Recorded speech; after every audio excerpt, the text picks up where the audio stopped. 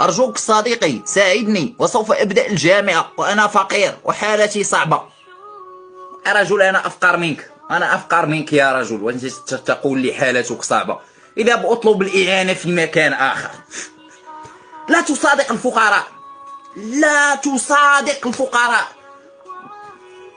تبا. فقير لا ترحمه، لا تصادقه. الفقراء سوف يقودونك للأسفل فقط. انظروا إلى الفقراء لدي مثلا في القناة، رأوا أن حالتي المادية تتغير.